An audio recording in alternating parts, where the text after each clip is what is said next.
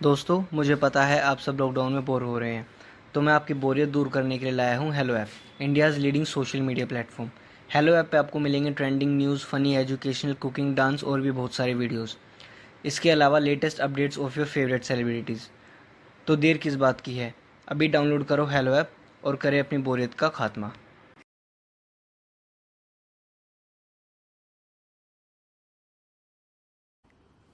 सावित्री 2 बेटों की माँ थी। उसे इस बात पर बड़ा घमंड था। वो मानती थी कि बेटे घर की शान होते हैं। ये ले सावित्री, मिठाई खा, मेरे यहाँ पोती पैदा हुई है।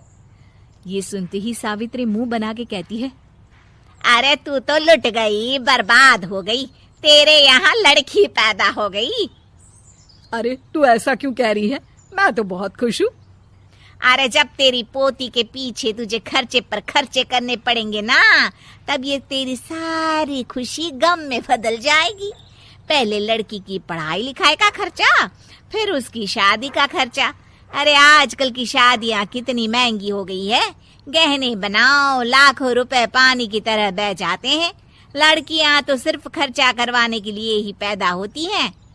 इस तरह लड़कियों के प्रति अपने विचार व्यक्त करते हुए सावित्री ममता को लंबा चौड़ा भाषण देके चली जाती है।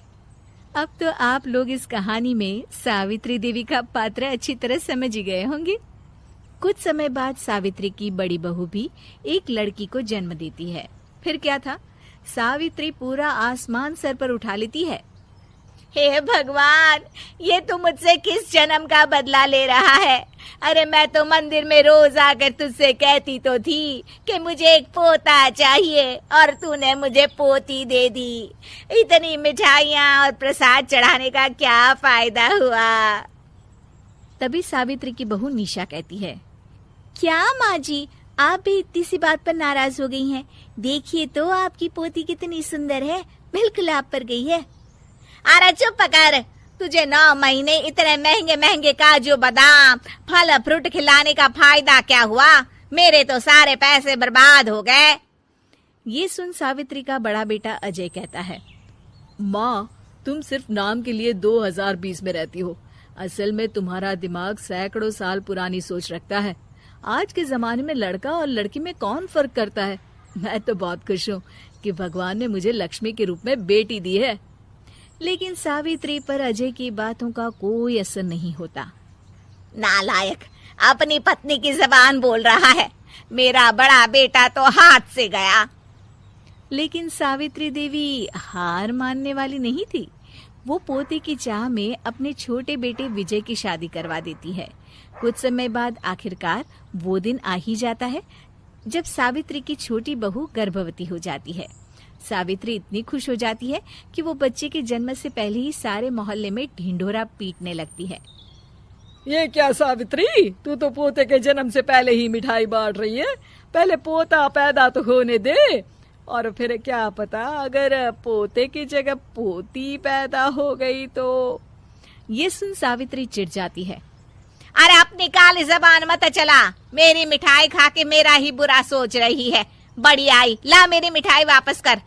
देख लेना, इस बार मेरे यहाँ पोता पैदा होगा, पोता।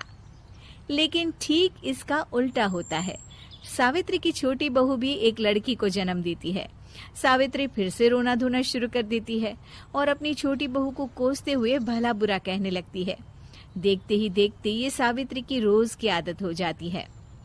एक दिन उसकी इस आदत से परेशान होकर विजय अपने भाई अजय से कहता है, भैया, माँ खुद एक औरत होकर हमारी बेटियों को पसंद नहीं करती, उल्टा उन्हें रोज कोसती रहती है।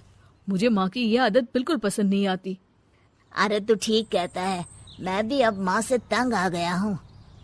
अच्छा, तो अब तुम दोनों इस तरह पीठ पीछे मेरी बुराई भी करने लग गए हो? नहीं माँ, हम चाहते हैं कि घर में शांति बनी रहे। हमें हमारी बेटियाँ बहुत प्यारी है। मैं नहीं चाहता कि वे तुम्हारे ताने सुन सुन कर बड़ी हो, और इसीलिए हम दोनों ये घर छोड़कर चले जाएंगे। हाँ माँ, मैं भैया की बात से सहमत हूँ। जब तुम इस घर में अकेली रहोगी तब तुम्हें अपनों की कीमत का एहसास होगा।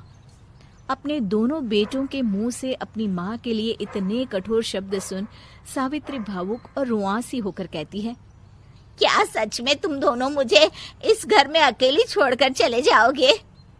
हाँ माँ। हाँ माँ, अब पानी सर के ऊपर जा चुका है। मैं तुम दोनों के बिना नहीं रह सकती। अपनी सास के आंसू देख अजय और विजय की पत्नी अपने पतियों से लड़ पड़ती है। अरे जिसे जाना है वो जाए, मैं माँ जी को छोड़कर कहीं नहीं जाने वाली। भाभी आप ये क्या कह रही हैं? वही जो तुम सुन रहे हो, दीदी बिल्कुल सही कह रही है। हम बेटियों के संस्कार हमें सिखाते हैं कि सास माँ समान नहीं बल्कि माँ ही होती है और उस माँ की जिंदगी भर सेवा की जाती है।